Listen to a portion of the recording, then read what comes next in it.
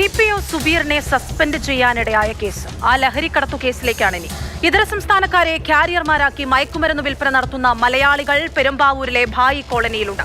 പോലീസിന്റെയും എക്സൈസിന്റെയും സോഴ്സ് ആണെന്ന് മറ്റുള്ളവരെ തെറ്റിദ്ധരിപ്പിച്ച കുട്ടികളെ പോലും ഉപയോഗിച്ച് ലഹരി കച്ചവടം പതിവാക്കിയ ലഹരിക്കടത്തുകാർ പോലും ഭയപ്പെടുന്ന ഭായി കോളനിയിലെ ഡ്രഗ് ലേഡി സെലീന. കുറച്ചു മാസങ്ങൾക്ക് മുൻപ്, അതായത് 2025 സെപ്റ്റംബറിൽ ഇവരെ പോലീസും എക്സൈസും ചേർന്ന് പിടികൂടുമ്പോൾ 10 ലക്ഷം രൂപ വില വരുന്ന ഹെറോയിനും 9.5 ലക്ഷം രൂപയുമാണ് കണ്ടെത്തിയത്. ഇതിൽ പോലീസ് ഓഫീസർ സുബീർ നടത്തിക്കൊണ്ടിരിക്കുന്ന ക്രിമിനൽ ആക്ടിവിറ്റീസുമായിട്ട് ബന്ധമുണ്ട് എന്നുള്ളതുമായി ബന്ധപ്പെട്ട് നിരവധി സ്പെഷ്യൽ ബ്രാഞ്ചിൻ്റെ റിപ്പോർട്ട് ഉൾപ്പെടെയുണ്ട്.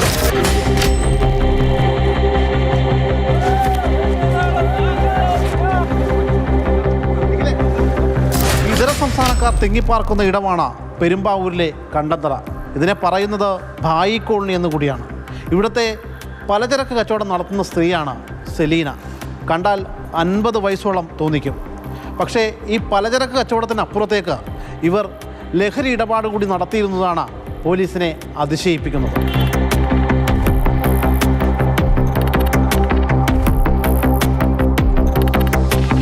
നമ്മൾ വരുമ്പോൾ തന്നെ ഇവിടെ പാക്കിംഗ് നടക്കുന്ന ഒരു ഇതായിരുന്നു നമ്മൾ കണ്ടത്. പക്ഷേ അവർ ഓടി രക്ഷപ്പെട്ടു. നമുക്ക് ഇവരെ അതിനുള്ള ഒരു വീടുകളും അതിനുള്ള സൗകര്യങ്ങളെല്ലാം ഒരുക്കി കൊടുക്കുന്ന ഇവരായിരുന്നു. കുറച്ച് നാൾക്ക് നമുക്ക് ഈ ഒരു വിവരം ഉണ്ടായിരുന്നു, ഇങ്ങനെ ഇതിനുള്ള സാഹചര്യങ്ങളൊക്കെ ഒരുക്കി കൊടുക്കുന്നതെന്ന്. അപ്പോൾ അതിൻ്റെ ഭാഗമായിട്ട് നമ്മളൊരു കമ്പൈൻഡ് ആയിട്ട് നമ്മൾ നടത്തിയതാണ്. അതിലാണ് നമുക്ക് ഈ 10 ലക്ഷം രൂപയോളം വില വരുന്ന ഹെറോയിൻ നമ്മൾ കണ്ടെടുത്തത്. പോലീസിൻ്റെ എക്സൈസിൻ്റെ ഒക്കെ ഇൻഫോമറാണെന്ന് അവർ സ്വയം ഇവിടെ പറയുന്നുണ്ട്. പക്ഷേ അത്തരത്തിലൊന്നുമല്ല. അവർ അതൊരു മറയാക്കി വെച്ചിരിക്കുകയായിരുന്നു അത് ചെയ്തത്.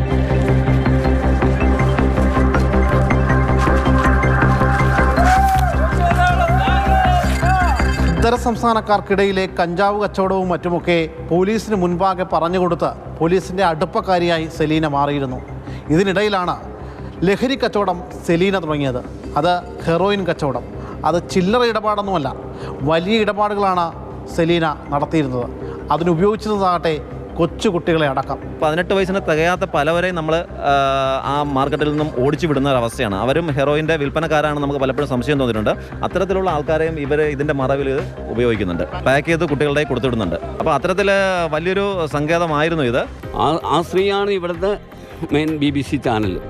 ഇവരാണ് ഈ ക്യാമറ വച്ചിട്ട് പോലീസ് ആരെങ്കിലും വരുമ്പോൾ ഇൻഫർമേഷൻ കൊടുക്കുന്നത്. എനിക്ക് കുറച്ച് പോലീസുകാരൊക്കെ സപ്പോർട്ട് ഉണ്ട് എന്നുള്ളതാണ് പുള്ളിക്കാരി പറയുന്നത്.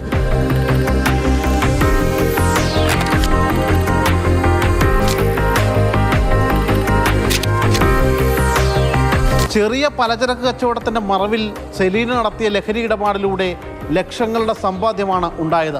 ഒടുവിൽ ഈ പണം എണ്ണാൻ നോട്ടെണ്ണുന്ന യന്ത്രത്തിൻ്റെ സഹായം പോലും തേടേണ്ടി വന്നു. അവിടെ നിന്ന് പോലീസ് കണ്ടെടുത്തത് 9,33,500 രൂപയും ഒരു നോട്ടെണ്ണുന്ന യന്ത്രവുമാണ്.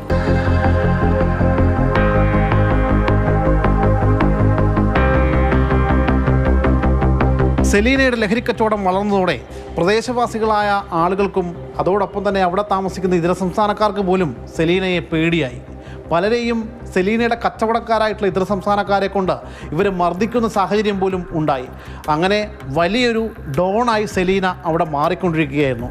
അതിനിടയിലാണ് പോലീസിനും എക്സൈസിനുമൊക്കെ ഇത്തരത്തിൽ സെലീനയാണ് ഇതിൻ്റെ വിതരണക്കാരി എന്ന സൂചന ലഭിക്കുന്നത്.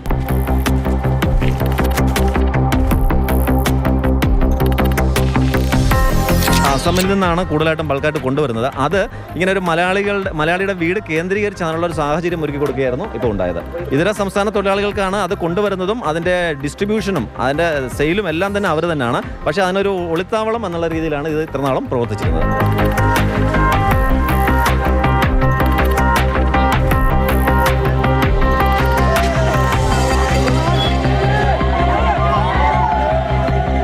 ലഹരി ഇടപാടുകളിൽ പോലീസിൻ്റെ ഇൻഫോമർ എന്ന് പറഞ്ഞുകൊണ്ടായിരുന്നു സെലീന ഇവിടെ കച്ചവടം നടത്തിയിരുന്നത്. അതിന് മറയാക്കിയിരുന്നതാകട്ടെ ഈ കാണുന്ന കടയും. ഈ കാണുന്ന കടയിൽ വെച്ചിരിക്കുന്ന CCTVയിൽ കൃത്യമായി ഇവിടെ വരുന്ന ആളുകളെ അടക്കം സെലീന നിരീക്ഷിക്കുമായിരുന്നു. സെലീനയ്ക്ക് പിന്തുണയായി പല ഉദ്യോഗസ്ഥരുമുണ്ട് എന്നാണ് നാട്ടുകാരുടെയും മറ്റുമൊക്കെ ഭാഷ്യം. നിഖിൽ ജോസഫിനൊപ്പം ശ്യാമപ്രസാദ് ഉത്തമൻ, മാതൃഭൂമി ന്യൂസ്, കൊച്ചി.